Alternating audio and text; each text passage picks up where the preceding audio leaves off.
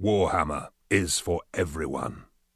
One of the great powers of our hobby is its ability to bring people together in common cause, to build bonds and friendships that cross divides. We believe in and support a community united by shared values of mutual kindness and respect. Our fantasy settings are grim and dark, but that is not a reflection of who we are or how we feel the real world should be. We will never accept nor condone any form of prejudice, hatred, or abuse in our company or in the Warhammer hobby. We will continue to diversify the cast of characters we portray through miniatures, art, and storytelling, so everyone can find representation and heroes they can relate to.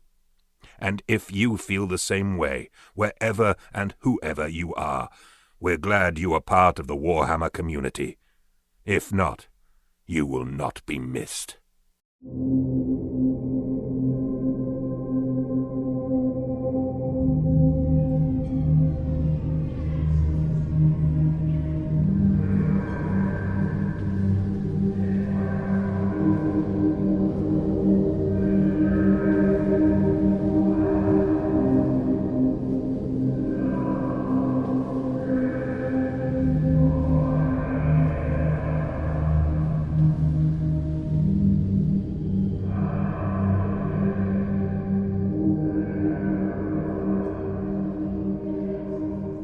Welcome to episode 143 of Masters of the Forge. I'm Adam.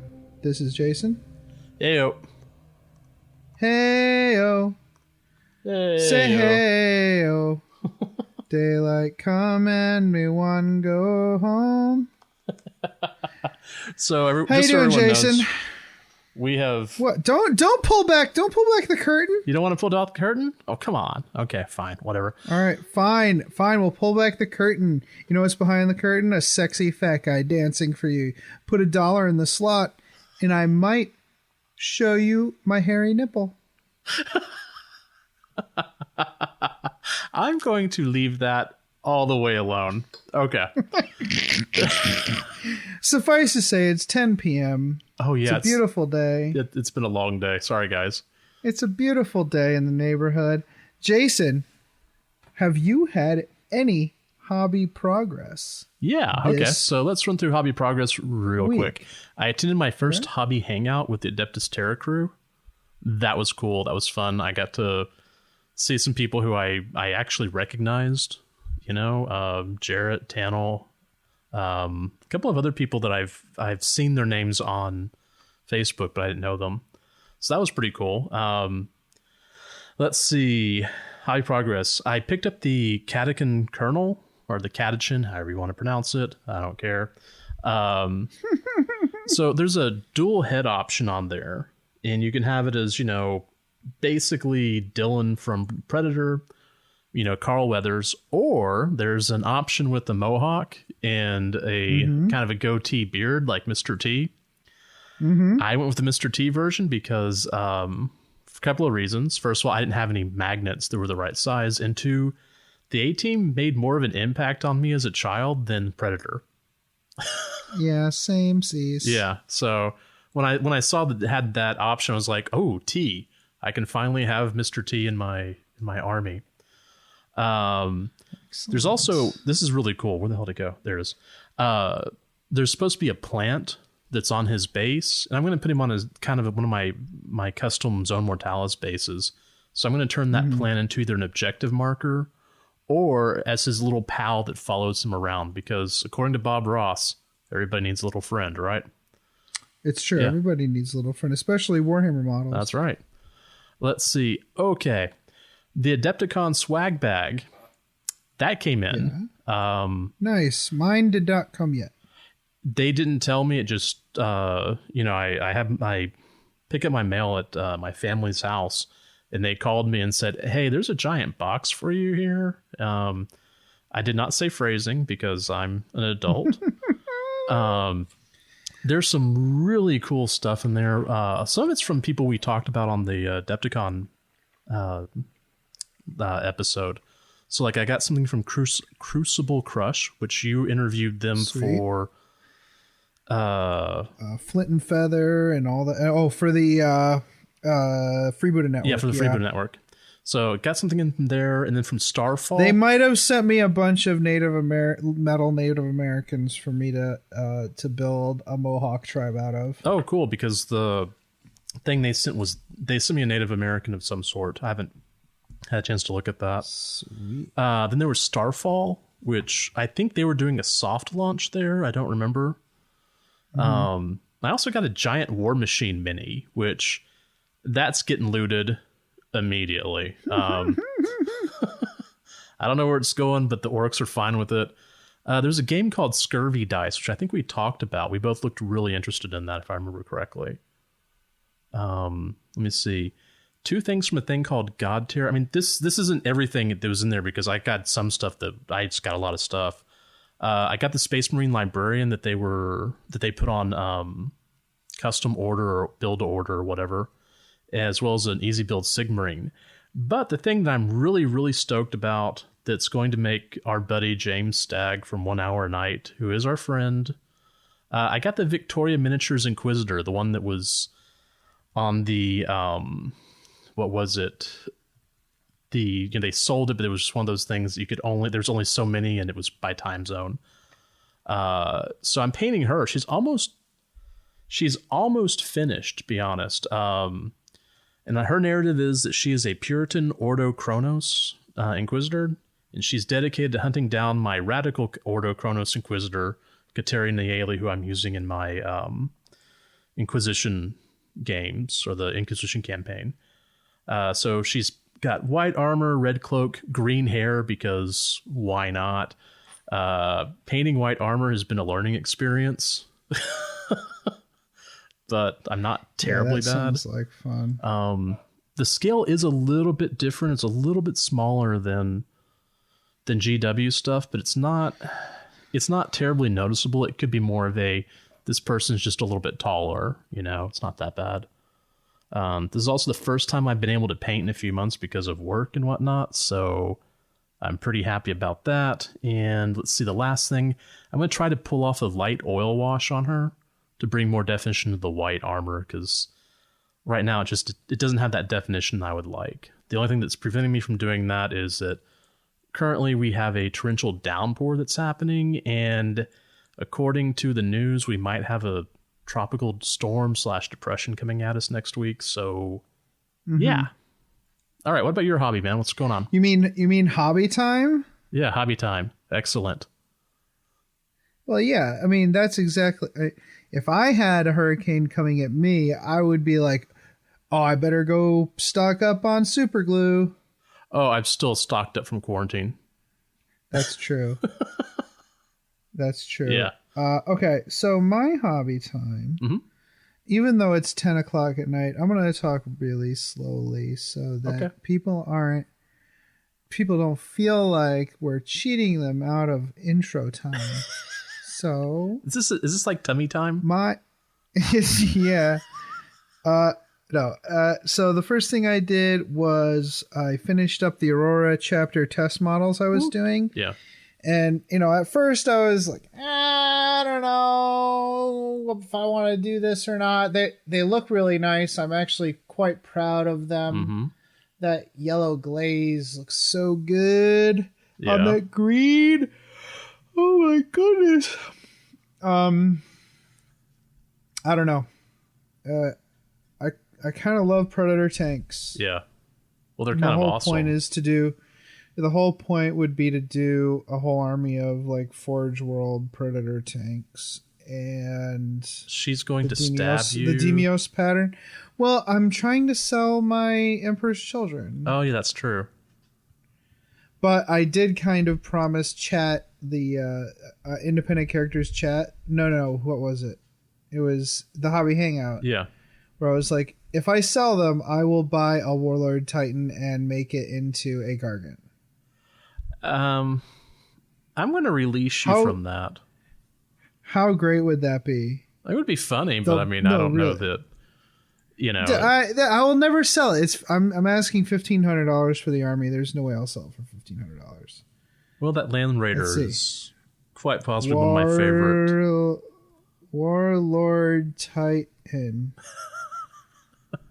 Hold on. What's it called? Forge World. Oh man, if you get Mars Warlord, Pattern Warlord Titan. Hold on. Oh, okay. So just the body's $1,500. I couldn't. There's no way. well, you could couldn't always do that. spend the money on kit bashing, converting your own again, like those 3 Titans that you made before. I could just buy like 4 Stampas and a bunch of plastic, and then also buy the Predator tanks I need to make that army. Yeah. Anyways, delightful. We'll see. I don't know. Like I said, I don't think I'm going to sell it. Nobody's going to pay me $1,500 for a bunch of pink Chaos Space Marines. But I refuse to sell it for less than I bought it for. So Right. I also I painted Huron Blackheart. I've been working through a lot of these independent characters that I've had lying around. And this was one of the last ones. I still have the Magos Grombrindal. I still have him to paint. But the Huron Blackheart, I tried to do it as well as I could. I tried to paint to the best of my ability. I still was like, after a day and a half, I was like, okay, I'm done with this. I think it looks good though. I'm really pleased with how Huron turned out. Did the traditional scheme. I looked up. There's a couple of paint schemes on the GW website. Looks like they have an older paint job and a newer paint job. I think the older one is the metal miniature and the newer one is the fine cast, and then they did a 3D model of it, and a 3D photograph of it so you could pan it and look at it. Yeah, there's a much newer version of it. Probably did that for the new Codex when it came out. Yeah, I have no doubt that I don't think Huron will get squatted. I think he'll get a new plastic model before too long. Kind of like a lot of these really nice new plastics of these models. Kind of like what's his name, the spider there. Oh, Fabius Pile. Fabius Pile, yeah. Then we had I also painted some Digga's characters. So Lieutenant Barry Who, which is my Acadian sergeant that I did up with my Digga's scheme. I also gave him a Digga-Knob boss pole for him instead of his Imperial Crux Terminatus or whatever the hell it was that was on there. The skull, the Emperor's skull. I really like that model. It was really cool. They still have some of the bits left from him. But I thought about doing a head swap too. I was looking for one of those old Sisters of Battle heads I was going to put on there, but I couldn't find any of them. Yeah. Which is fine. He's awesome. He'll make a great addition to my orc auxiliaries. It was a pleasure to paint that. Then I have Colonel Sandra Pollux, which is, I'm sorry. Oh, sorry everybody. She's the Victoria Miniatures commander, who is supposed to be like, what's his name with the cigar? Oh, Creed? Creed, yeah. Yeah. Huskar Creed or whatever. Yeah, that's a great model. She's cool. Yeah. Oh, yeah, she's great. She is amazing. The face looks kind of primate-ish. She's a little weird that way. I don't know.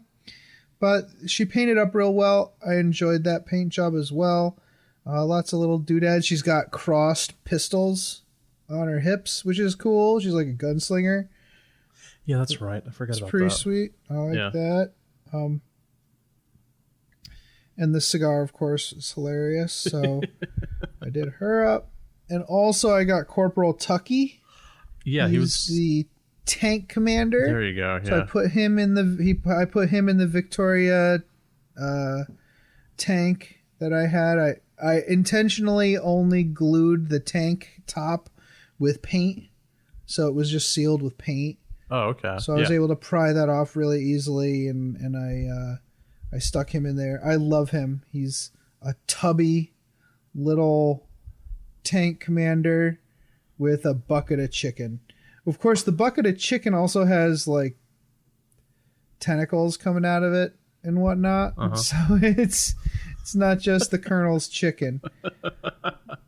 So I wrote Zodabix on the side of it. Yes. So he's eating Zodabix. Yes. I finally picked up the Saga of the Beast box. Mm-hmm. I split it with Brandon. Mm-hmm. Now, he was originally going to give me halvesies, but I was like, dude, there's way more orc stuff in here than Space Marine stuff. Yeah. I told him just give me $60 and we'll call it even. That's what that came with Gazzy, right? Yeah, that's got Gazgul alone is worth half the money. Yeah, so it also I built everything but Gazzy from that. Mm-hmm. So I built and I did some kit bashes. So I built 2 flash gits, 3 mega knobs, it does come with 3 mega knobs. A big mech with a custom force field. So the custom force field from the mega knobs, I put on one of the knobs and added some bits and swapped some stuff around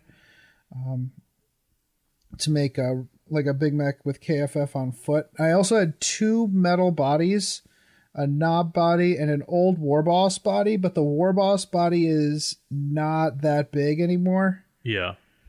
So I took those 2 and the remaining 2 plastic knobs, and I made 4 knobs with double kill saws, which I don't have any. I don't really have that yet. I think I have one guy with paired kill saws. So I have all these knobs. I have so many knobs, and I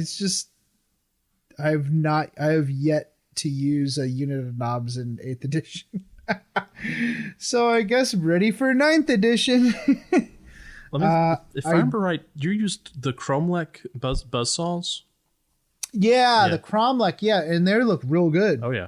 I really like the way they look, especially once you get that first coat of paint down and the dry brush silver over the brown, you could really see how it comes together. And I did some overlapping like armor plates and stuff. So that's really cool. Yesterday I actually painted the 2 flash gits and the KFF Big Mac. So and they look really nice. It's nice. The reason I did the 2 flash kits is I have 8 already.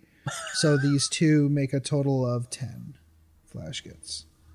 Oh man, my buddy Matt and my buddy Kevin I'm just seeing notifications, commented on your post. They're fighting. Okay. They're always fighting. I'm surprised they haven't killed each other or B started a kissing contest.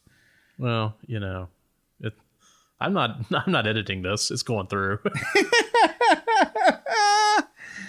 Jason. Yeah. What games have you played? All right. Still have combat cards on my phone. I don't know. It's a good way to burn time, I guess. And then I had our game today, our Tabletop Simulator game. That was fun. Yeah. But people will learn more about that later. Yes. What about you? What games have you got in? My games have been very light, actually, this week. This past couple of weeks, I haven't really gotten... The only gaming I've done was with you, and also board gaming, obviously, but like with family and stuff. But really, it's been a very... Quinn's been very needy this past week or two, so yeah, it's fine. But I've been getting some hobby done. Oh, this past weekend, I did a lot of housework and stuff. So yeah, I saw that you went through and redid your garage. That was impressive. My garage, I realigned everything there, so I actually have a place to, right before that, all my tools and stuff were everywhere, and that's really not safe. So it's good to have a dedicated area for then the boy doesn't doing get that into kind stuff. of thing. Yeah, but it'll also be easier to do terrain and whatnot in there too. Very true. So that's nice. Yeah, that's nice. So I hope that I can get another Tabletop Simulator game in soon-ish, especially maybe with Mark to do a part 2 of our Necron campaign. Oh yeah, and maybe we can do part 2. Will kind of feed into the new models and stuff. Ooh. That might be cool. Yeah.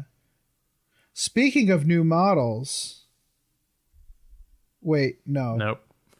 Nope. Damn it. I was about to talk about the new releases that GW was talking about, but we're getting a communication from somewhere else, somewhere beyond the fringe. See, I saved it. I saved the segue. I saved it. I'm sorry, beyond the fringe.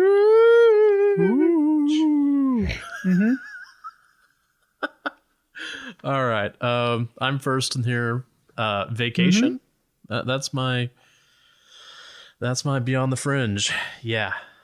Finally, even though Is it really vacation? Well, technically I am teaching for the next month, but I've already recorded everything and I just have to go in once a week and remind them to do their work. And that's... Do your work and answer questions. Pretty much.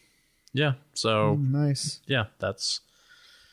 My Beyond the Fringe is baby vibrators. Okay. Sure, I'll bite. So what's that? No. So it's actually vibrating teethers. Oh, okay. Not just having the Holy crap. Yeah, imagine having like 5 teeth coming in at once or whatever. Oh, yeah. And then being able to bite down on something that like just vibrates your whole mouth. Yeah. And it provides soothing relief. Yeah. Yeah. So yeah, he's got we had this little like John Deere ear of corn. Uh-huh. We thought it was cute. And it vibrated when it vibrates when you bite down on it. Yeah. And he loves that thing. We got him another one that's like even more. It's like it makes a noise. And every time he uses it, we get a chuckle out of it. But still, it's like really good. It really helps him a lot, actually. So yeah. So that's my Beyond the Fringe. Anything to make your day even remotely, even a little quieter. Yeah. I mean, that's not it. It's all about me wanting him to be comfortable. Yeah. Has nothing to do with selfish. Well, that's teething is rough, man. That's rough. Oh, yeah. It sucks. Yeah. Oh, I thought we had a communication coming in. Yeah. Yes, we do. So yeah, 9th edition. Yeah, is on the way. Yeah, I'm. We had no communication whatsoever about this. Yeah. Yeah. So we know as much as you know. Oh, I guess we had a thing where they wanted us to catch our reactions on video, but I don't think anybody else responded except us. So they never actually aired it. So, but that's fine. Our reactions were, that's cool. Maybe that's also why. Yeah. Well, the video was awesome. Well, that was an awesome video. I think that we all kind of knew that 9th was coming. Yeah, literally zero people were surprised. Yeah. But I had people telling me about it who aren't on NDAs. Mm-hmm. Yeah, like, did you hear that 9th's coming? Is like, really? No, I was not aware. Oh man, whatever I posted is on fire. It's on fire, Jason. So yeah, let's keep talking Warhammer about Warhammer Daily is on its way. It has been the first one was released today. So that part of the live stream, the Twitch live stream, has been these half-hour segments where the designers are talking about 9th edition. Right. So you can catch those at 10:30 a.m. Eastern time if you want to watch them. Then they replay them. So in case that's a little too early, after that you need to be a subscriber to watch back. Okay. But that's really cool. So I think our favorite thing about this is going to be Crusade. Yeah, I'm really curious about all this because I haven't really been paying attention that much to what they've been saying on Facebook just because I've been busy. But I'm really curious about, how detachments work and whatnot. And how, this building your army and how it grows over time is really, really interesting to me, especially since I'm doing these orcs the way I'm doing them. So, yeah. Yeah. Your army is going to be super fun. Yeah. If I were to start from scratch, if I was just getting into orcs, I would definitely go with the Speed Freaks just because it's just so much fun to move around. But the detachments, it sounds like they're going to charge you CP to get detachments. Yeah. Additional detachments, which is fine. People were kind of abusing it for extra command points, so might as well, have a few extra CP and have fun. Yeah. But Crusade is definitely what I'm looking forward to. Advancing your army like a character sheet almost. Yeah.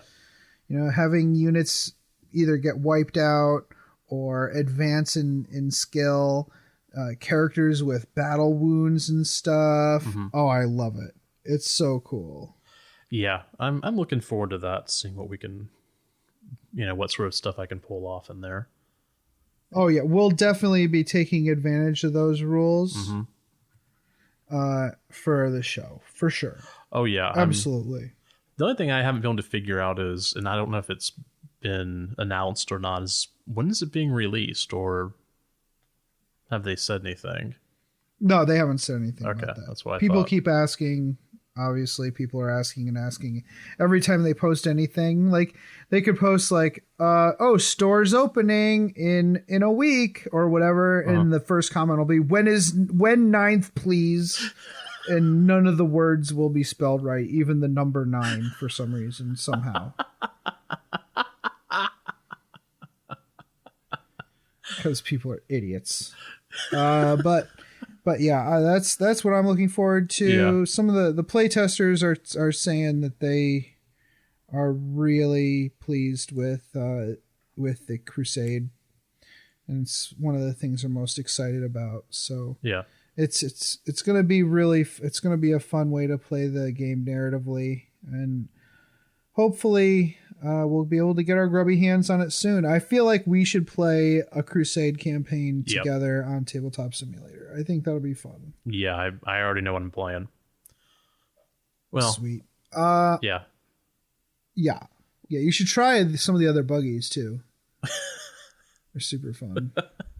The one I'm really interested in is the Scrapjet, the pilot who's crashed too many times, so he has to. They just gave him wheels. That sounds awesome. So yeah, speaking of that, we were did we talk? Yeah, we talked about how we were on that podcast, but it was released. Yeah. So the Great Crusade episode with us on it was released. So folks, be sure to check that out too. Yes, we were terrible. We had a good time though. So this episode is a kind of a bonus Altar of War episode. Normally we do these for the Freebooter Network, but we're doing this one for the regular show. Yeah. We were kind of throwing it back and forth. What do we want to play? I kind of wanted to try out Tyranids. Jason kind of wanted to try out his orcs. So Jason took his orcs and I took my Tyranids. We're like, well, what narrative could we wring out of this? And we were thinking, oh, well, we could do Kryptman's Folly, where the Tyranids are fighting the orcs. And that did sound like a lot of fun. Yeah. So we decided to run with that, and how the orcs are trying to eat the Tyranids with, make Nid burgers. Yeah, that's... And the Tyranids were, trying to kill the orcs, take their vehicles, and glue them to their backs. Kind of like hermit crabs. That's what you should do when you build your Tyranid force, and you will, make them like hermit crabs with orc armor on it. Yeah, that's really what I need to do. I'm a little worried. I don't want to do it like the people who are doing the orc armies with looted Tyranids. Yeah. I definitely want it to feel like a hermit crab type situation. Yeah. So we'll see. I think you should do that. Kryptman's Folly has if we recall from when we did the Tyranid episode for 8th edition, the new Tyranid Codex, Kryptman definitely messed up because the orcs and the Tyranids are more powerful than ever before. The ones coming out of that region of space are extremely powerful because they have been fighting each other for years now. And not only that, they're being affected by the warp, and they're just the orcs and Tyranids leaking out of that thing are it's not great. It's not great for anybody. Either one would make a great army. Yeah. Like an orc army. The orcs in there have been decimated multiple times over the course of however many years on multiple planets. So I'm wondering if it would be a Snakebites army. Ooh. A Snakebites army where the orcs are wearing Tyranid chitin as armor, as heavy armor, and maybe Tyranid weapons in their hands instead of regular orc weapons. And of course riding Tyranids into battle, because why not? Right? Like imagine like gaunts with orcs riding them instead of bikes. Yeah. That could be fun. Or like instead of having grots on the back of the gaunts. That's fantastic. And of course the Tyranids, it's been long, it's well known that orc gene stealers are a thing. Oh yeah, so that's right. Tyranids that have been munching on orcs for a long time, who knows what kind of weird manifestations that would cause. So I like this idea. I think it would be a lot of fun. But for our part, it's just a simple game, and we do describe the mission prior to the game in our recording, so we might as well take a quick break and then jump right into it, everybody. Come here, boy, get the ball. Come on, Max, get the ball. Mom, Max won't get the ball. He's lazy. I think I know why your Zote is being lazy, Jenny. Why, Mom? Because you forgot to feed him his Zotobix today. Oh, no. Oh, yes. Zotobix contains all the nutrients and random animal parts a growing Zote craves. It not only provides our Zote with the energy it needs to play with you and protect our home, but it also keeps its chitinous shell fresh and shiny. Oh, boy. I'd better feed Max his Zotobix. Yes, you had. Zotobix is made in part from grade Max, A time for Astra dinner. Militarum post-engagement byproduct and is infused with 112 essential vitamins No, and Max, minerals down. harvested from your Zote's natural habitat, the finest desert depths. Ah! Zotobix is available in any shopping center on worlds where Zotes are allowed or where the Imperium's inexorable influence has not yet reached. Hello, everyone. The Masters of the Forge is now a proud member of the NPC, the Narrative Podcast Consortium. Our aim is to inspire your hobby through the rich lore of the 41st millennium.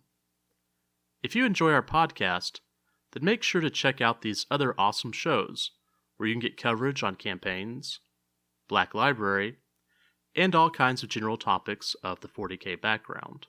The NGC 40K podcast also provides in-depth campaign coverage, audio dramas, and free-flowing narrative campaign creation.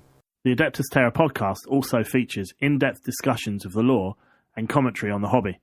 Oh, and sexy English voices. Oh, yeah. The Masters of the Forge brings the world of 40K to life on your tabletop, with discussion on the lore, backed up by narrative-themed rules and battle reports. Of course, this is only a fraction of the topics covered by the podcasts of the NPC. Please tune in to find out more. This is David Annandale, and you're listening to Masters of the Forge, where they bring the world of Warhammer 40,000 to life on your tabletop.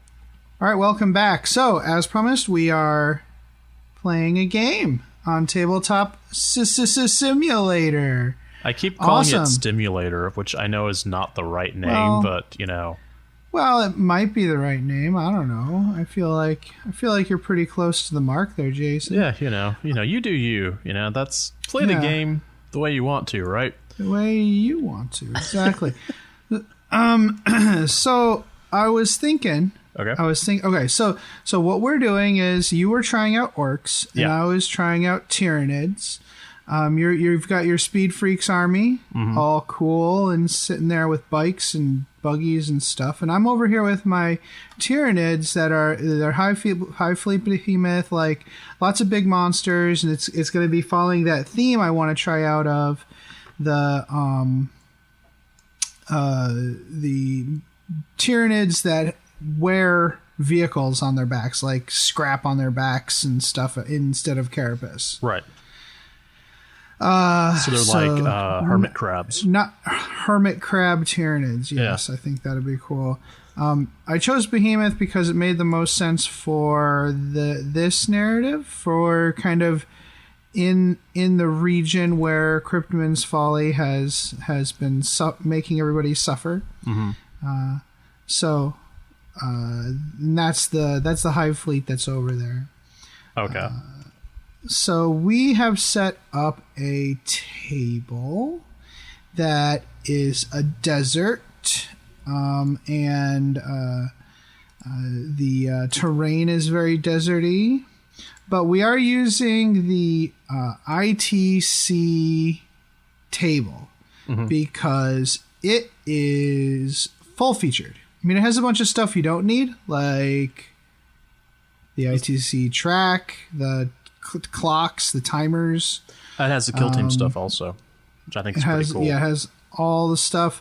But yeah, like it does have cool stuff like tokens for running, tokens for smoke, tokens for falling back, all kinds of stuff like that. Bonuses, so you got bonuses to save tokens and stuff, which is really fun. And it's got a lot of the cards. It doesn't have the stratagems because I think that would be super duper difficult. It would be it would be loading a lot of images to load those. Oh yeah. And also kind of against the rules. So there's that. We decided to go with Spearhead Assault deployment on the desert because we're both playing kind of speedy, big, fat, juicy armies. So I thought that made a lot of sense.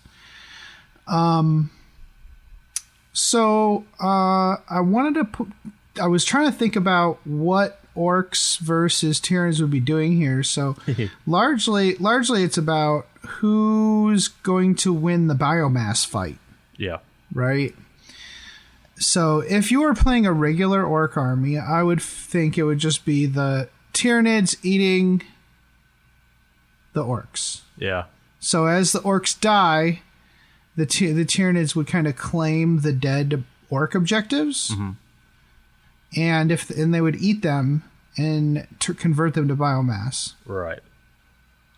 And that would be really cool. But since you're playing a Speed Freaks army, I think that ties into my specific narrative very well because I want to get at all those vehicle pieces to add to my carapace.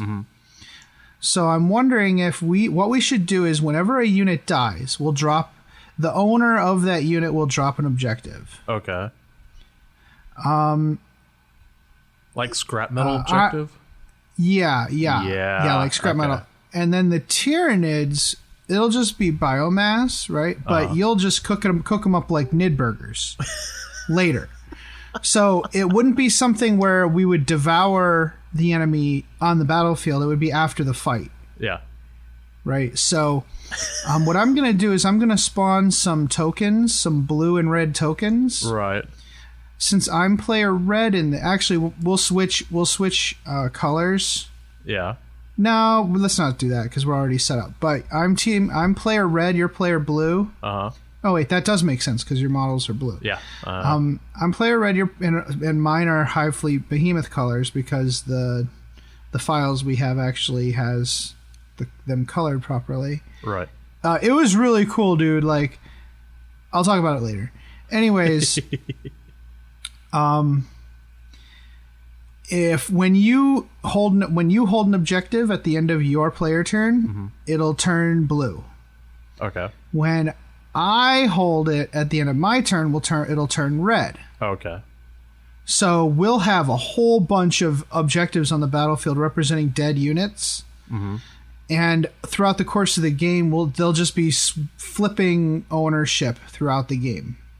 Oh yeah. This will be this sounds kind of gross and fun. Like I'm going for Nid burgers and you're going for metal for your carapace. Yeah. I think that sounds like fun. It may not be totally balanced, but we truly do not care. Yeah. Yeah, I mean, what was my comment about all the new books coming out? Oh, I don't care about the rules. I got to read the lore. Come on, man. Slow down. Yeah. I feel like with your speed, you should have the first turn. Okay. So why don't you deploy first, and I'll deploy second, and you'll go first. Okay, that'll work. I think that makes sense. Let's go over our lists. Yeah, definitely. Let's start with the attacker. Go ahead, Jason. Talk about what your army has. All right, so I'm running orcs. I'm currently for this one I'm running the Death Skulls clan culture, which is the narrative of my army. I don't know that I'm going to keep that clan culture if I do like competitive games. Although I really do like the 6-up invul save because I'm weird. Yeah. But the extra culture of the "this is our Zog-off" ability doesn't really apply to the list I have. So here's my list. And the fun thing about this is, I've mentioned this in the past on the show, but I need to go ahead and say it again. That I've slowly been putting together an orc army, slowly, and everything that I'm playing with now, I either have the models built and painted, or I have them at least on sprue that I can build fairly easily. So I actually own everything that I'll be playing today. I have the Deathkiller Wartrike. It's one of my HQ choices. I also have the War Boss on a war bike, which I have the Forge World model for that. That's my War Boss, Sound Doctor Sawtooth. If you've seen the picture of him on Facebook, he has a blonde mustache and blonde long hair. And I'm actually, modeling this or basing my Sound Doctor on one of my former professors who had the blonde mustache and the long blonde hair, because he was also a sound guy, and his initials are SAW. And so I was like, Sawtooth, SAW. This is so perfect. So the fun thing on the modeling is I have the mustache that actually goes back into the squig hair. So, but like the chin's bare, but the stash is all the way back. So,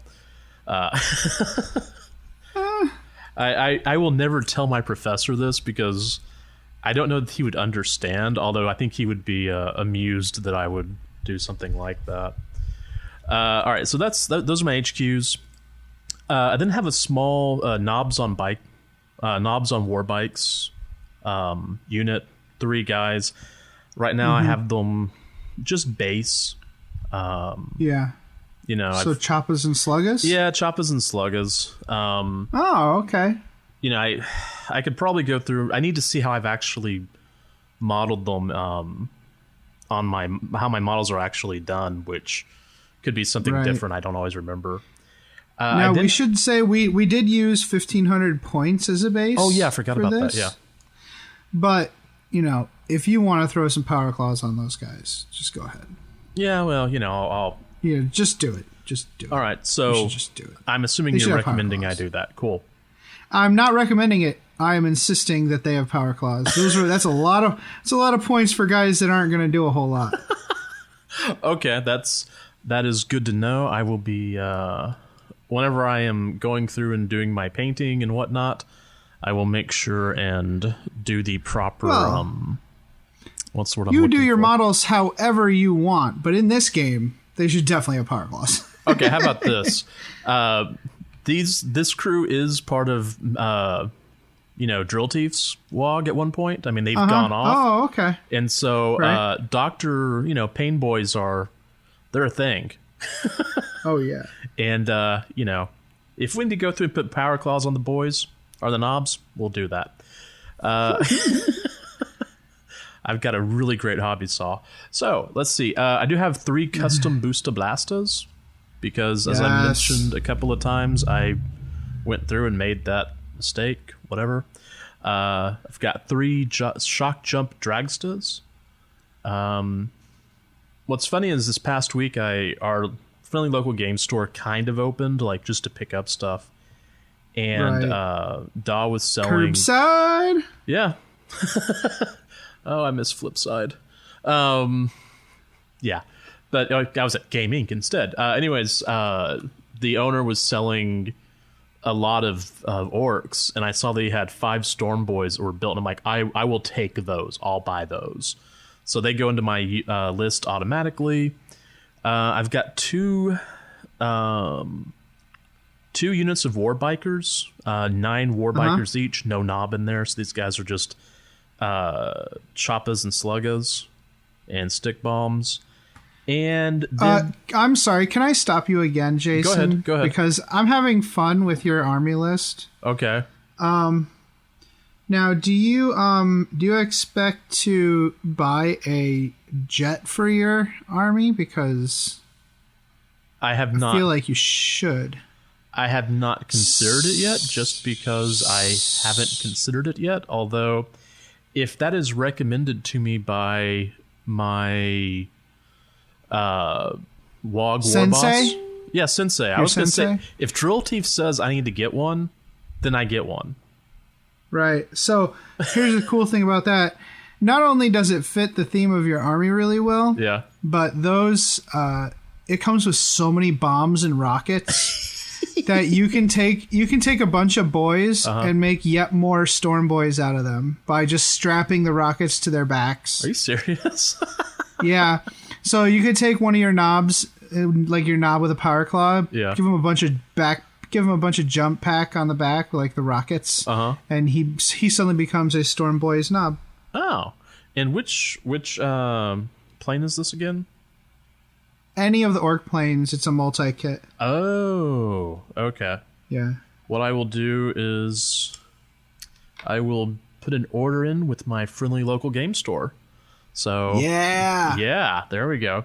Because at the very least, I want to have an army that's ridiculous, and that's okay. That's very important. Yeah, and that's if I'm going to do orcs, it's got to be ridiculous.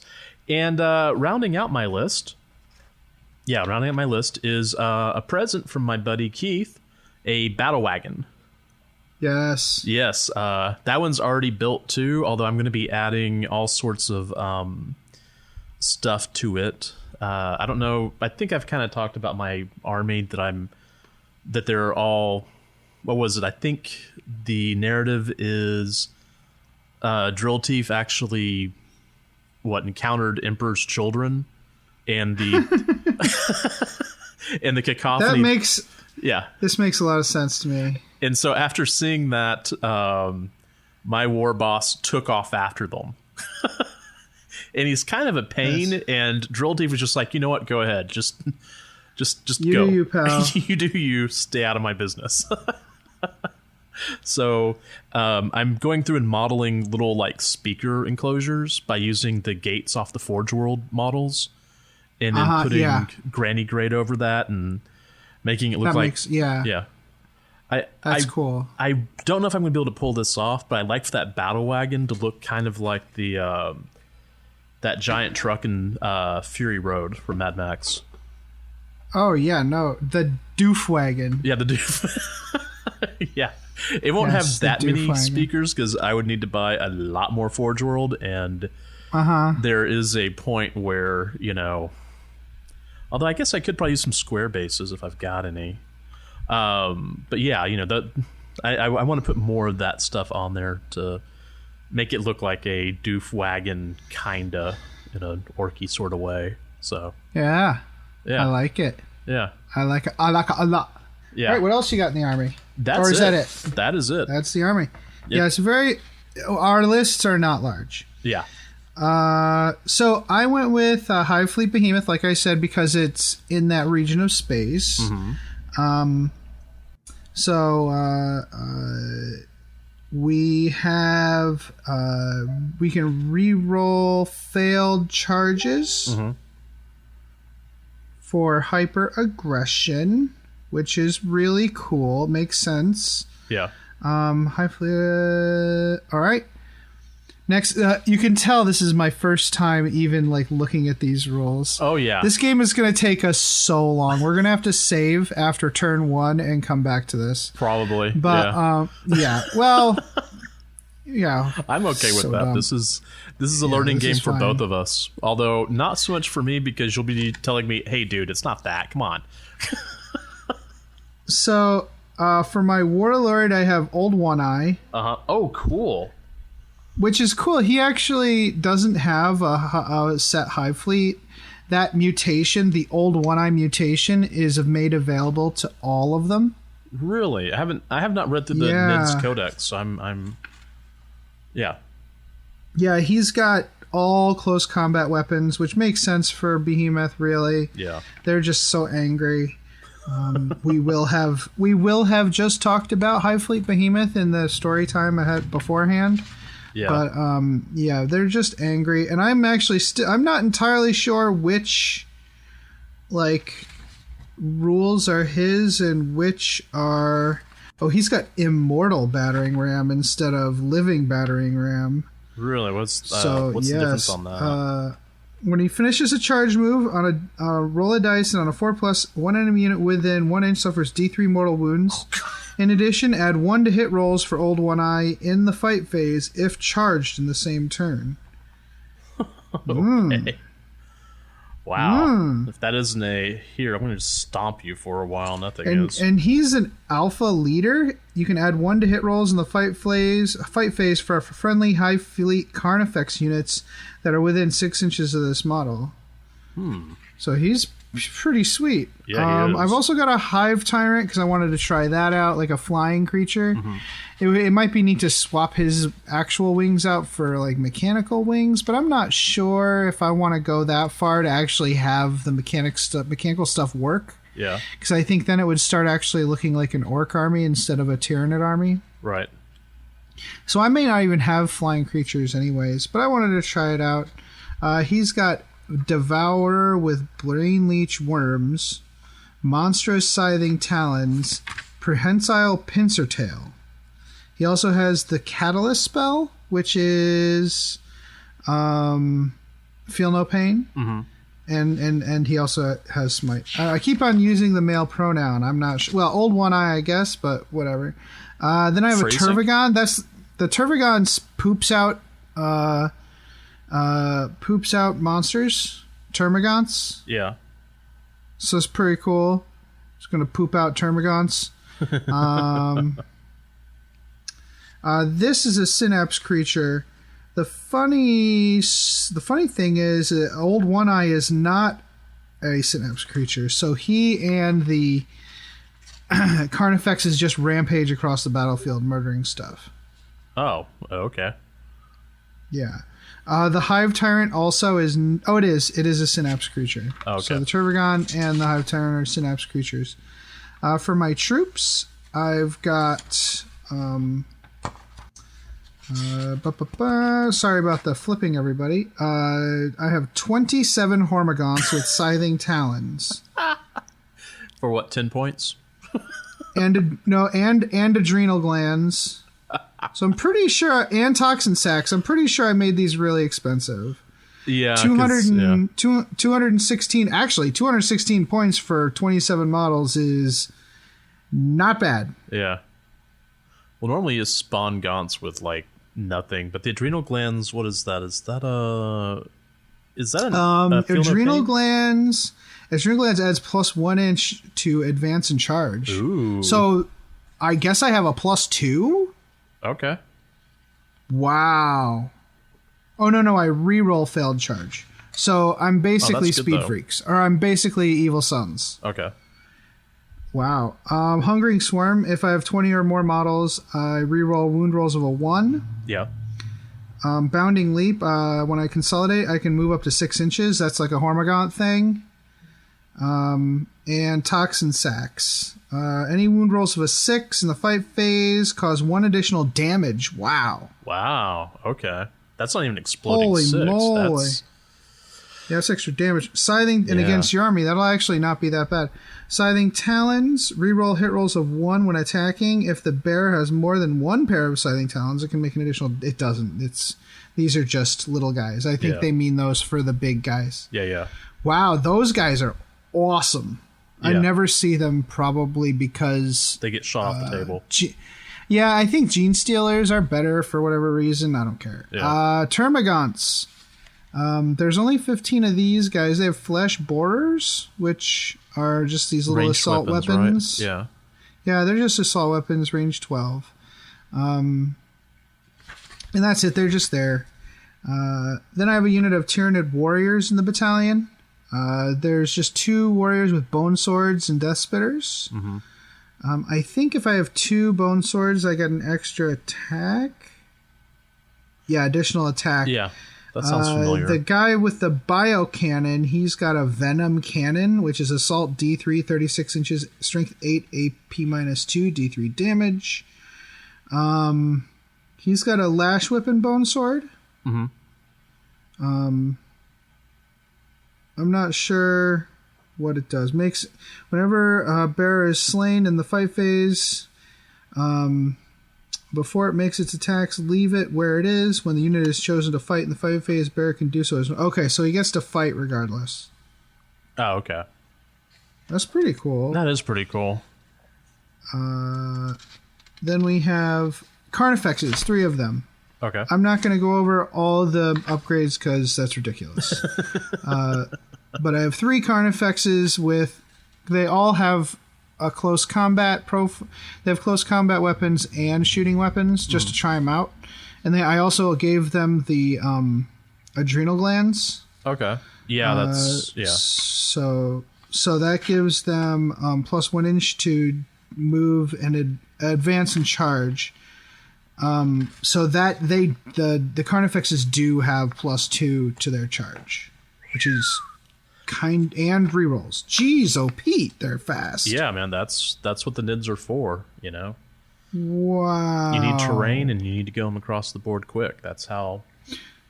So their living battering ram is just 1 mortal wound. Mm-hmm. But yeah, it's pretty cool. Lastly, I also have a Trigon, just because I wanted to try the Subterranean Assault. I thought that would be cool. Okay. I'm not sure how I would do that for the army I'm thinking of, but like how it would be able to burrow.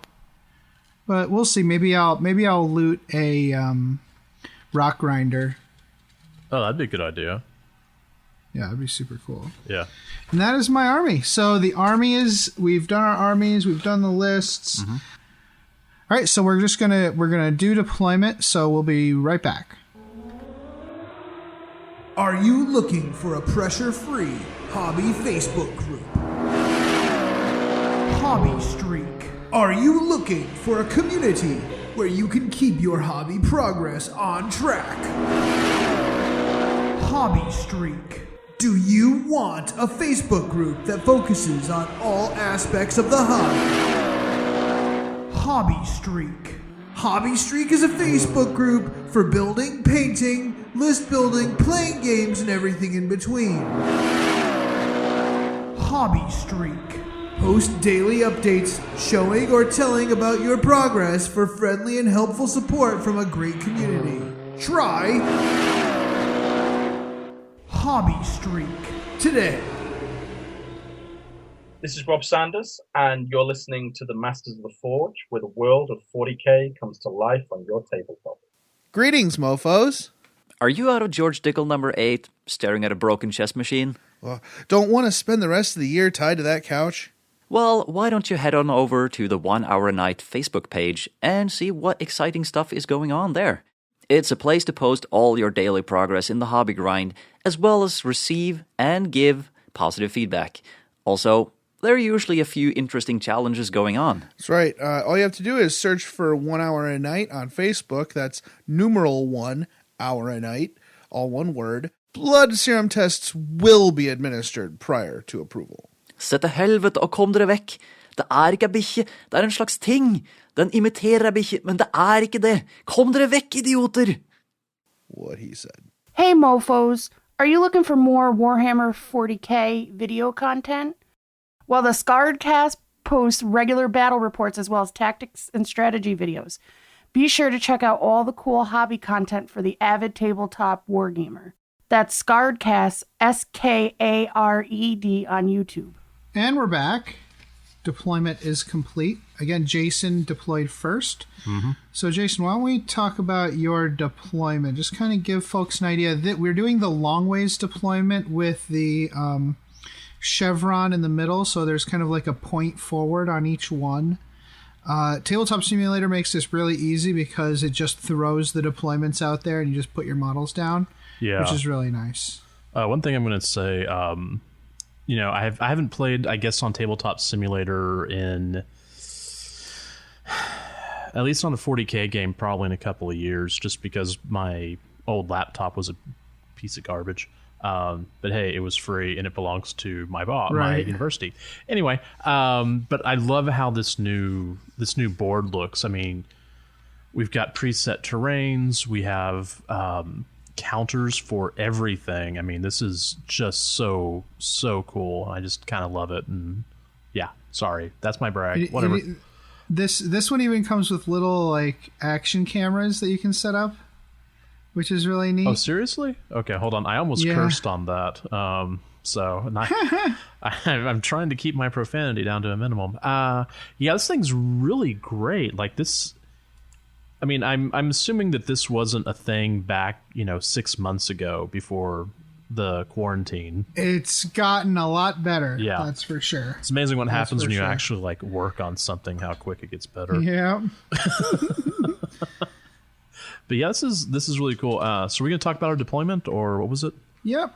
Go ahead and talk about how you deployed your models. Okay, so how did I deploy my models? I've got a bunch of, like I said, a bunch of vehicles.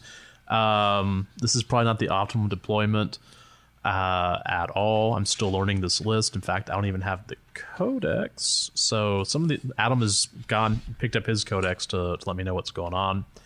So I've got my one large mob of the war bikes is basically at the front of the chevron, ready to get in there and get some.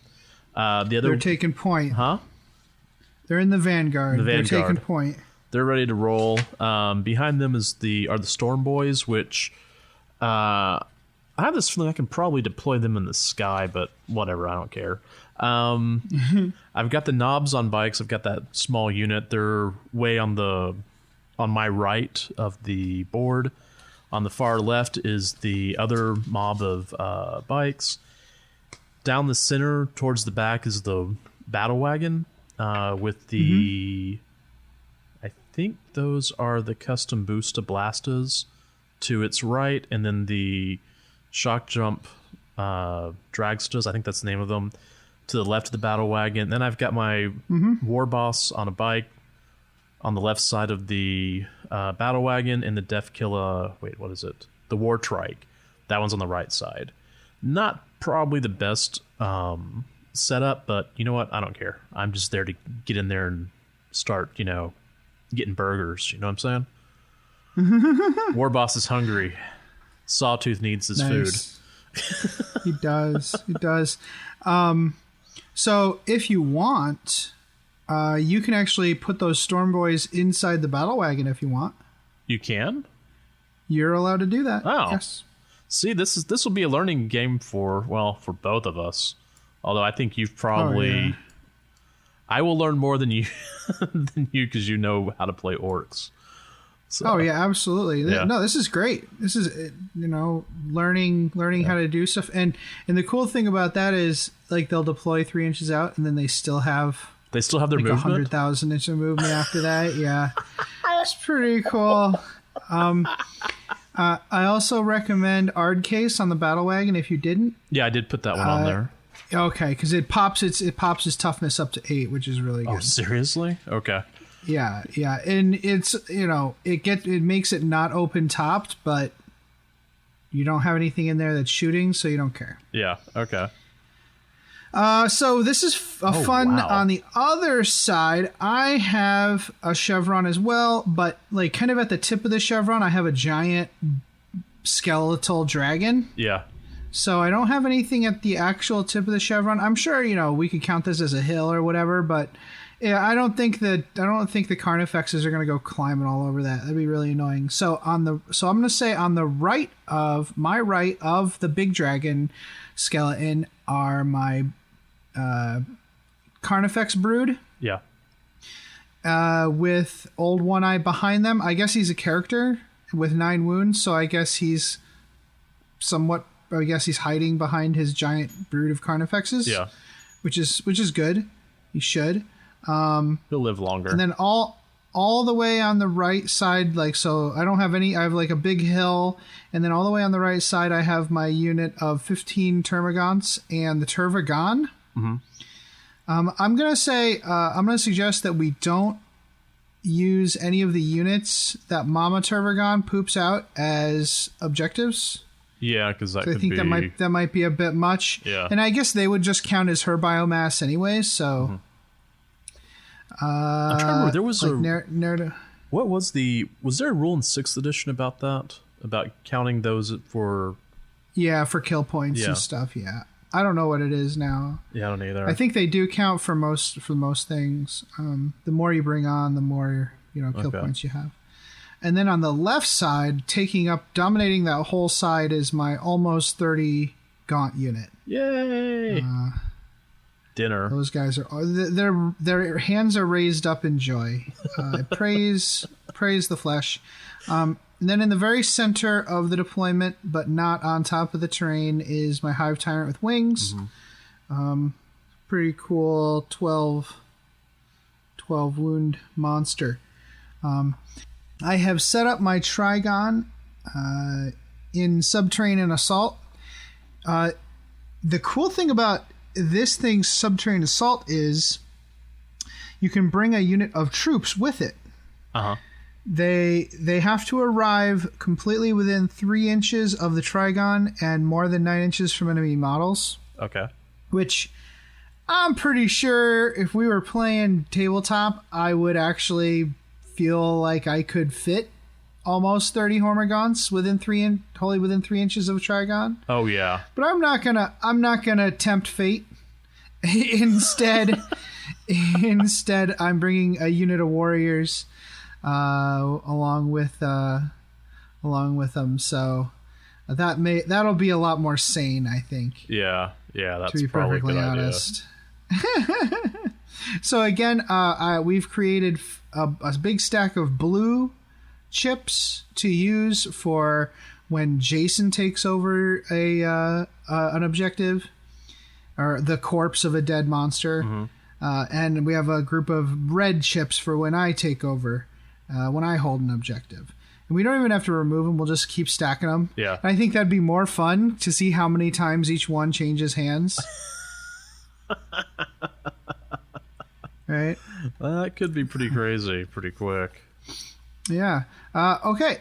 So, Jason, I guess we will go... Oh, and hold on. First, I was going to tell you what the custom jobs for your vehicles are. Oh, yeah, because I need to... Custom job is 1 command point. So normally you only get a custom job when you bring a... you get a free custom job when you bring a MechBoy workshop. Uh-huh. You can spend 1 command point for each unit you want to give a custom job to. Okay. And they're all specialized by keywords. Right. So, or by units. Is this out of the Saga of the Beast, or is this out of the Orcs book? This is Saga of the Beast. I actually have that book, to be honest. Cool. Give me 1 second, and I will go pick that up. So if you open our hymnals to page 76...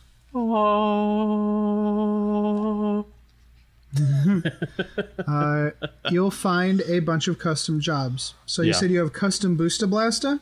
Mm-hmm. That's Sizzly Rivets? Rivets salvaged from a Stampa that was subject to a failed Teleporta experiment. But the bullets make them more killy. When resolving an attack made with a rivet cannon, any unmodified wound roll of 6 inflicts 1 mortal wound in addition to other damage. Oh, cool. That looks like a good one. That's pretty neat. And so that would be just... Megatrack scrap... Yeah. That'd be just per model, right? No, that's by unit. Oh, so all 3 of them get it. Okay. Even though they break up when they hit the table, they would all still have that, which is really good. That is good. So gyroscopic whirly gig. These whirly, spindly gubbins are hammered by orcs on shock jump dragstas and somehow help raise the average number of these vehicles that return from the tiers in reality that they so regularly plunge into. Oh.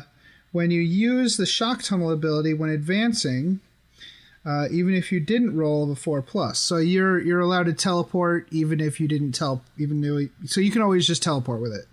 Oh, okay, cool. And I need to go through and make sure I know what I'm doing with my... Because I didn't even see that rule. Oh, man, this is going to be a weird game. I'm sorry, Adam. You also don't suffer any mortal wounds for going through the tunnel. So, a shock jump dragsta is really fast. I think it moves 14 inches. And if you advance, you roll it... when you advance, if you roll a 4 or higher on the advance roll, you just deep strike it. Oh, nice. Oh, yeah. God, that could be... Yeah, so hammer and anvil doesn't matter. Yeah. It literally doesn't matter. Yeah. And these guys, they can just choose to do it if they want.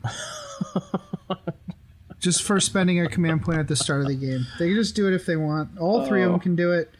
And you don't suffer mortal wounds.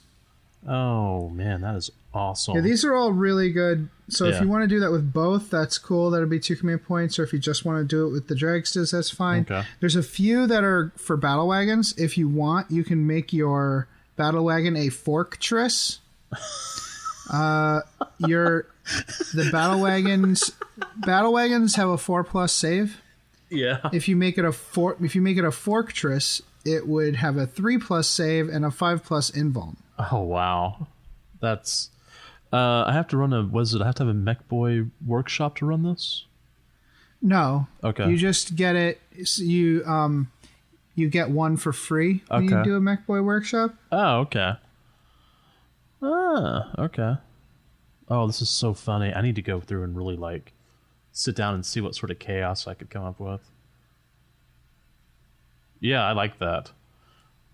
Let's see. Yeah, just note that there is it's somewhat contentious wording. Okay. But I don't care. Okay. Well, considering that I always forget to use command points because I just always do. Yeah. It's probably just better I do something like this because it fits my play style better, I think. Right. Which is, I forgot I was supposed to do that. Cool. Or my favorite's I'm not playing Magic the Gathering. I don't want to use all these stratagem cards. And yes, I have said that. This sounds like a lot of work. Yeah, it does come down to that. It's like, come on, man. No, thank you. Yeah, I know that I am a narrative player. I know this. I'm not terribly worried about it. I don't get too fussy. All right, let's see. Yeah, cool. Yeah, I actually kind of like to use the where'd it go?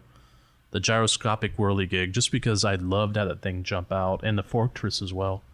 Cool. So I'll just throw those two. Actually, I'll throw all three down just so I can remember to do that. So cool. Thank you. Hold on, Jason. What's up? Hold on, Jason. My hive tyrant. It is well known among the orcs. Okay. Okay. And it has been given a name. Oh yeah, what's its name? It is 61. It is the Hunter's Sting. Woo! The Hunter's Sting. Which I think I gave it a bunch of like poison upgrades too. Ooh. So that's pretty cool. See. Yeah, he's got adrenal glands, death throws, psychic barrier. Hive to wings. Devours with brain leech worms, monstrous scything talons, and prehensile pincer tail. Ooh. And toxin sacs. So yes. Fantastic.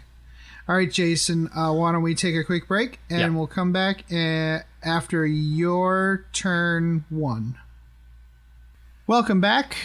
Jason's turn 1 has concluded, and you did a lot of zooming. Yeah, well, that's kind of the nature of these guys. So what I do, I basically advanced everybody that I could advance.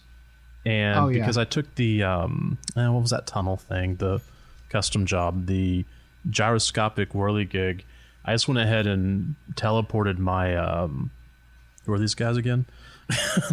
The dragstas. The shock jump dragstas. Yeah. Yes. I'm still building those guys. I'm trying to figure out what sort of crazy things I can add to those models, and this is giving me some really good ideas.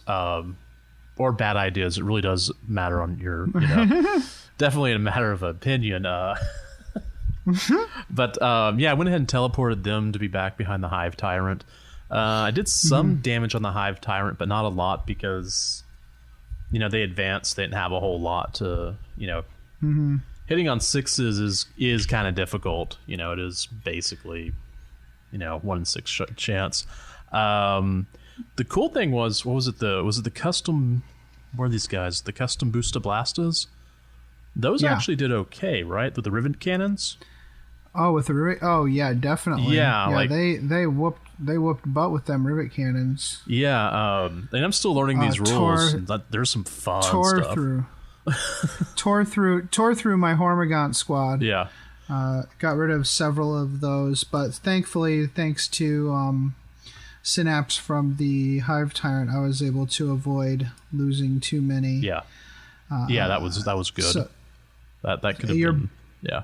Your knobs and your other unit of bikes they're flanking up the side. Yeah. And your Vanguard unit of bikes also did a bunch of damage here on the Hormigaunts. Yeah, that was kind of nice to see them do something. And as I'm playing with this list, I'll see how I modify my own in real life list. Although I think I have a ton of bikes. I'm not sure how many I have. It could be embarrassing. So So you do have me pincered. You have the shock jump dragstas behind me and the rest of your army in front of me. And it could be that some of these Tyranids get distracted by the shock jump dragstas. Yeah. I'm not sure who. I mean, they do count as advancing when they teleported, so they would actually had to have been near a Deathkiller Wartrike if they wanted to assault this turn anyways. Oh, okay. Yeah. So I'm not I'm not sure who's more hungry to eat shock jump dragstas. We'll find out. But they have a ballistic skill of 3+ if they're not advancing. So they're going to be very dangerous if I don't take them out. So we'll see. All right. Thanks, Jason. We'll see what happens on my turn 1. Quick note, everyone. It occurred to me that the shock jump dragsters weren't hitting on 6s. The shock jump dragsters were hitting with a -1 to hit. They have a 3+ with their shock rifle? Yeah, it's the custom shock rifle. Yeah, so we were cheating. I'm like, man, I thought for sure that they were going to really make short work of my Hive Tyrant, but oh well. Yeah, turns out, no, we went back and we redid the shock rifles, and they totally wiped out the Hive Tyrant. What was a flying Hive Tyrant? Do they have... Okay, so... it doesn't have a -1 to hit. Okay. I'm not seeing that. It's not like a flyer. Yeah. It's a monstrous creature who happens to fly. It's not like an airplane. Got it. Okay. So I must put one of my red tokens. No. There we go. So that's an objective. It belongs to me at first, but if you can manage to claim it and mark it as yours, like pee on it or whatever you do with orcs. I'm going to eat it, dude. It'll turn blue.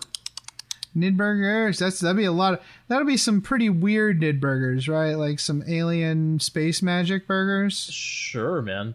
They still taste like Nidburgers. I mean, whatever. Yeah. You know. Anyways, this is my turn 1. All right, my turn 1 was extremely eventful, Jason. Yeah, it was. I actually didn't manage to kill any units, though. You came spoiler alert, super close on that one. Yeah. So in my backfield, you have the 3 shock jump dragstas. Yeah. Which I shot at them with my Tervagon and Termagants after spawning 10 Termagants.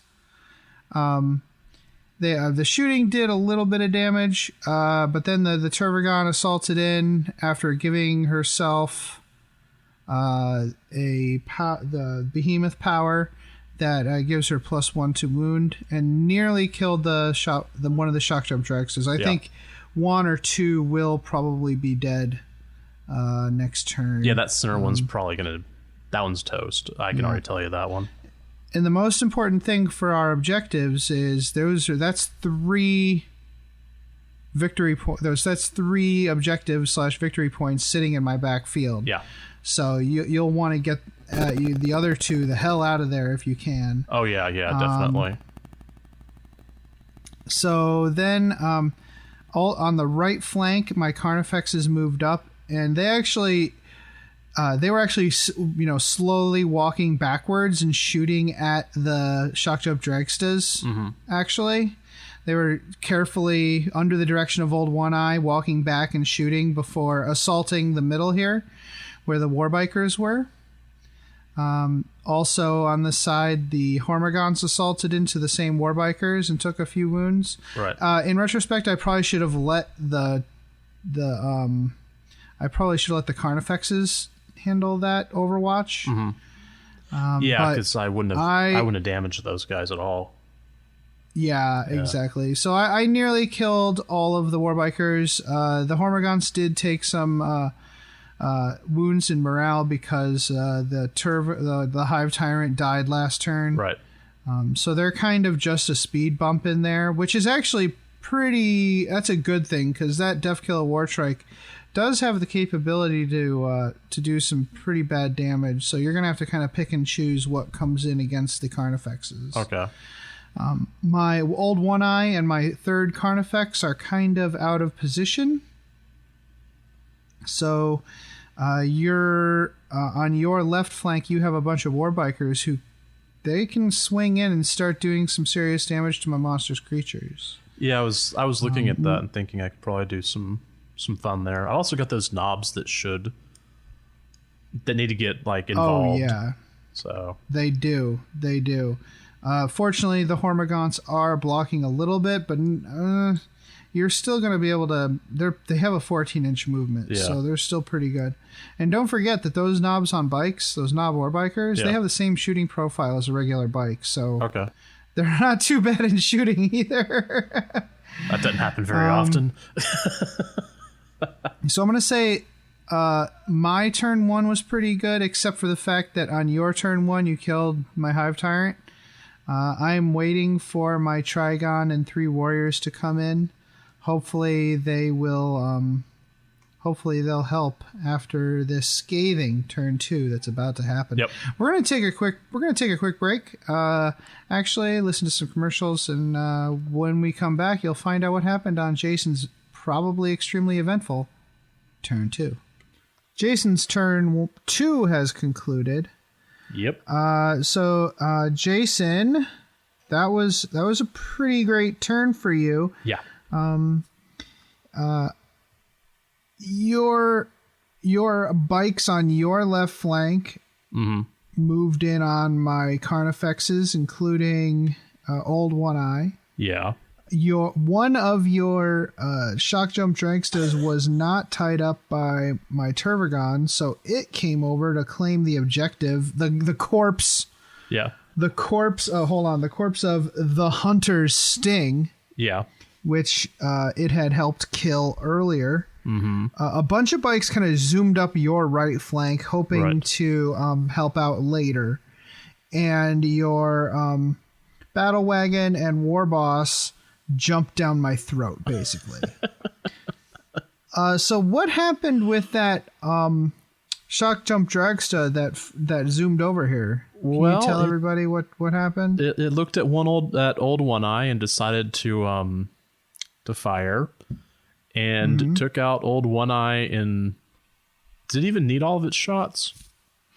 It did. Yeah. I mean, well, as an orc vehicle does, it had 2 shots. Yeah, but so it hit 3 times. Yeah. Yeah, you hit 3 times with 2 shots, and managed to. You rolled 11 damage plus 2 mortal wounds. Yeah. So that dragsta received a new name, which I will not say on the podcast because I don't want to have to remember to delete or to beep that. No, absolutely, that's understandable. Yeah, but it was quite the hammer. Yes, it against my warlord. So cool. There's that. Now the shooting didn't do all that well against my Carnifexes. No. In fact, your assaults, your forthcoming assaults, really didn't do a whole lot either.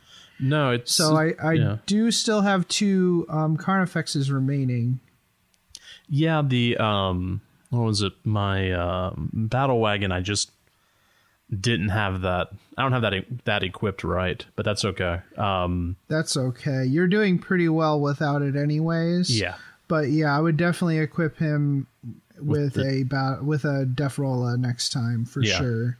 He is pretty cool though. It's a cool model. He's great. Yeah. It's a great model. It's more of a shooty battle wagon than it is. The custom boosted blasters made short work of some remaining gaunts, which we actually forgot to put an objective down for. Oh, we did? Yeah, we did. I will drop that down right now. It's way over here. Okay. I'm not even looking. I'm currently watching Pro Tools for timings. Yeah. Another behind the scenes with Masters of the Forge. Yeah, and actually over here by the this warp, you are currently camping 3 piles of corpses. Oh, well, I mean, Nidburgers. I mean, come on. Yeah, everybody loves a Nidburger. Nicely done, dude. You also charged into the Turvagon. You had a hard time against that Turvagon. That toughness 8 is amazing. Yeah, I have a feeling I'm not going to do much. I have a feeling that they're just going to have to lock the Turvagon up. That's until I can bring either the Death Killer War Trike or the War Boss over. And my attacks with these Carnifexes have not been great. The 4+ weapon skill is killing me, especially because I'm like, I'm gonna put crushing claws on these guys. Yeah, not so much. And the 1 Carnifex with the scything talons, I spent 2 command points to fight your war boss on Warbike, and I whiffed with everything. Yeah. So I mean, I feel like they're way better with they're probably old One Eye makes that gives them, but you kill both of my characters. Yeah. So it's looking pretty rough. Well, we'll see. What interests me is it's the Dragstas that killed them both. Oh, it's true. The Dragstas. Yeah, I can see why people like them. I saw this because they looked cool. I didn't realize that they actually had decent rolls. Yeah, even though I really like this Monster Mash thing, you definitely want some Gribblies in the back there to protect you. Well, this turn, my Trigon and Warriors are going to pop in. Hopefully do a bunch of damage to your army before... I forgot about those guys. Yeah, I need to take back these objectives. So we'll see what I do on my turn 2. Cool. All right, welcome back. My turn 2 is concluded. I came in with my Trigon and 3 Warriors actually on my own side of the battlefield. They kind of want to face those knobs when they come in. I was actually hoping to charge one of the Dragstas, but I forgot that was the one with 1 wound left. So they were kind of I kind of wasted them. Like the Trigon gets +1 to his charge and with rerolls. Like I really should have gotten closer to the Warbikes and just fought them. So that's going to be a mistake, I think. The Termagants came running in and charging your 2 Shock Jump Dragstas, and they flipped those objectives from my side. But the Tervagon only managed to kill the 1 Dragsta with a Smite. Across the rest of the battlefield, the two Carnifexes continued to not do anything.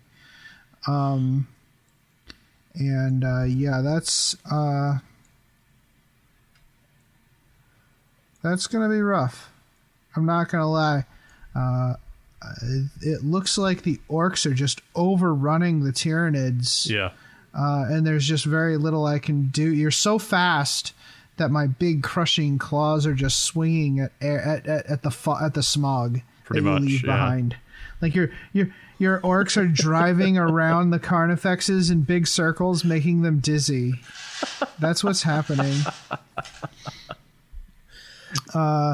Let's continue the game because it's more fun if we keep going. We'll see if I can manage to do anything against you. Like even the Tervagon who doesn't have crushing claws, she fought twice and still didn't manage to kill Dragsta. Actually, a lot of it is luck, and I'm not saying dice luck because I don't blame anything on dice luck. I'm talking about Death Skull's blue paint job luck.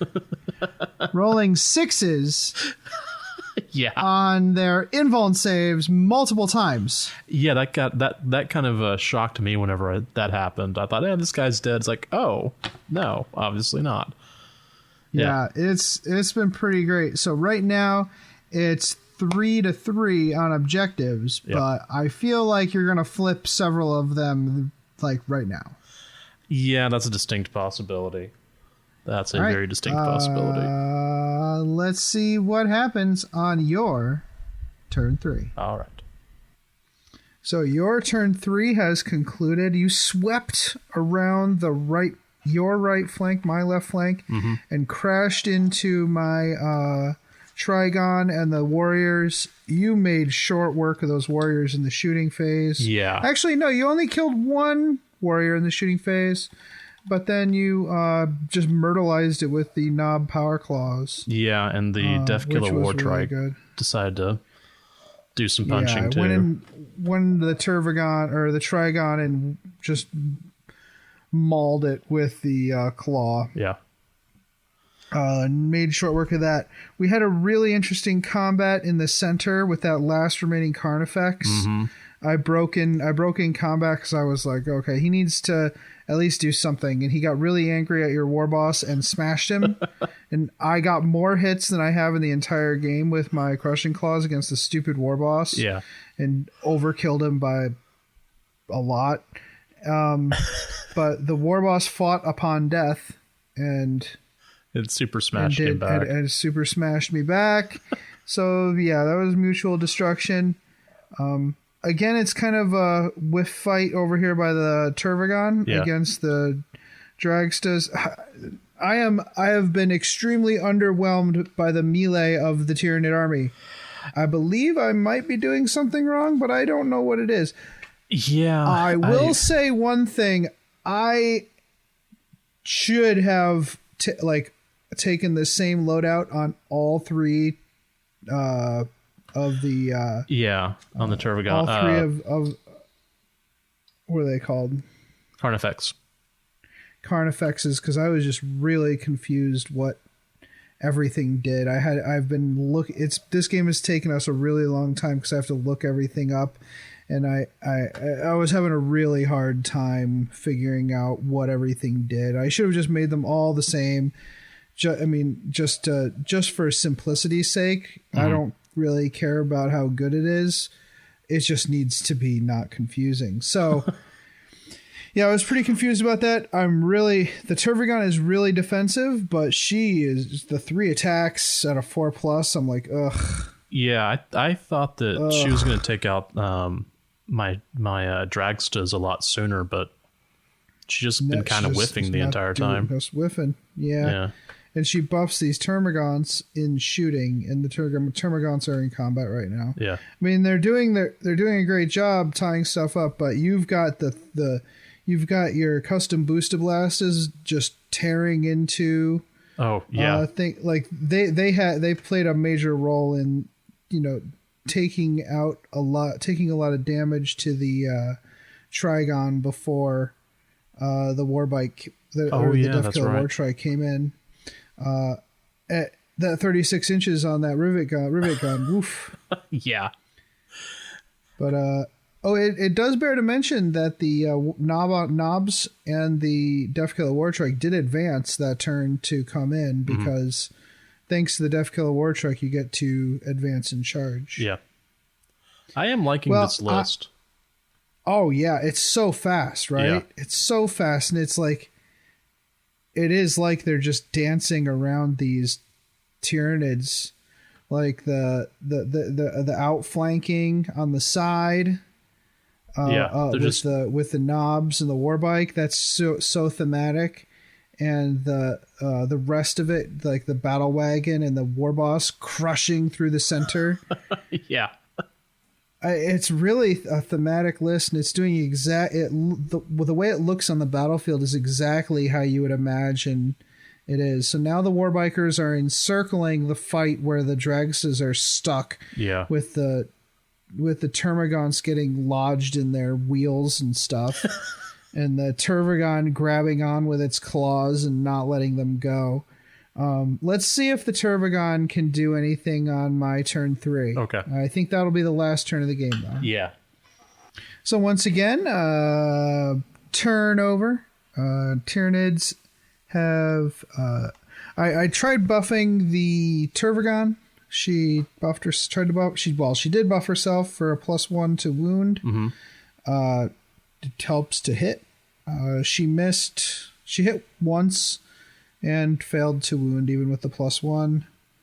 So the turn ends with a bit of a wet fart, but it was a really fun game, Jason. Thank you so much. What do you think of the Death Skulls? Oh man, I love these guys. This is for the listeners, my favorite army has been my 7th edition White Scars bike army, because it was just kind of dumb and fast. It was just like, I don't care where you're deployed, I'll be there in a second. And this is the epitome of dumb and fast. Yeah, I mean, the more you were playing this as we were going through, I was like, this is my army. This is the one I like to play. Yeah. It's the getting in there and stomping. So, did you just flip the table? Yeah. No, I made a whole bunch of bikes. That's how many bikes you have to collect. Oh, God. Oh, that is a lot of bikes. This is me flipping the table. Oh, that's me. This game. Oh, no. Now I've got to go find the profanity there. I'm very upset at you. Oh. That game was super fun. It was really thematic, like we were saying in the last turn. Why don't we take a quick break, come back, and close out the show? Okay. Blood Ravens Chapter is a Facebook group set up and run by passionate fans of the mysterious Space Marine chapter. They have weekly features, regular competitions, and an encouraging community ethos designed to let people get the most from their hobby. Search for Plus Blood Ravens Chapter Plus on Facebook using the plus symbol if you're a fan or collector of these heroes of the Imperium. Knowledge is power, guard it well.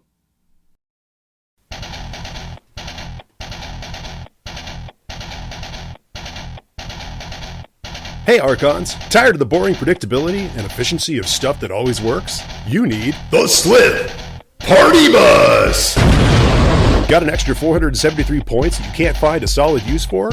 You need the Slith Party Bus!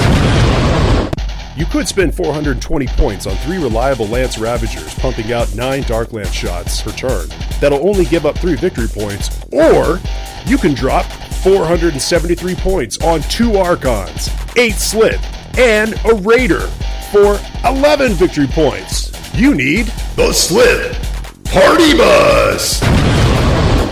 The classic Slith Party Bus. Still awesome. Party Bus! Still hilarious. Party Bus! It's the Slith Party Bus! If you love the Slith Party Bus, you'll want to check out our other exciting products. We have the Rack Wiffle Ball Bat, the Trueborn, and the Blood Bride. Trueborn and Blood Bride models no longer available. The classic Slith Party Bus, still awesome, still hilarious. It's the Slith Party Bus!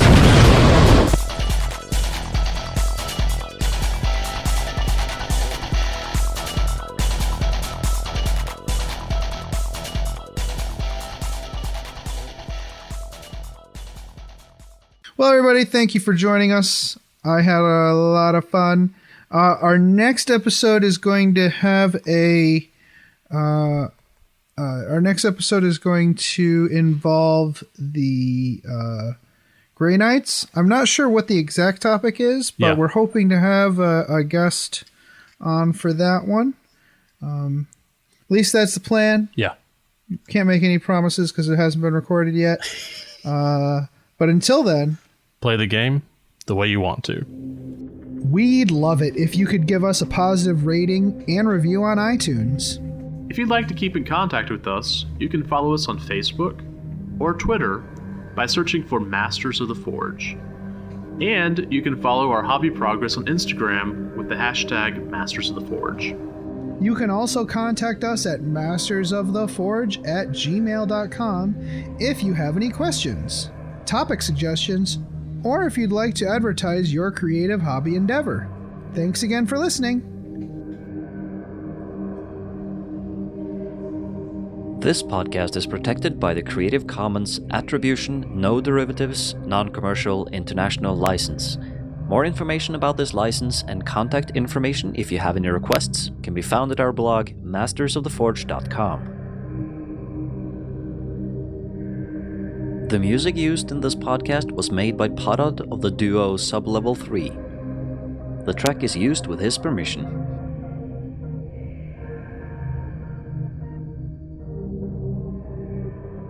It's such a good feeling to play games your way. It's such a happy feeling 40K'ing away. And when you throw dice with story in mind, it's such a wonderful way to unwind.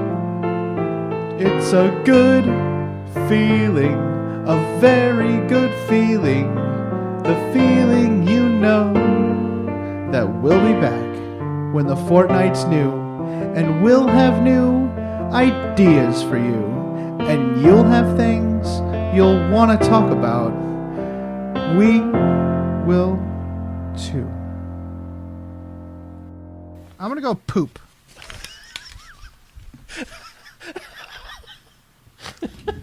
You do your stupid movement phase, Jason.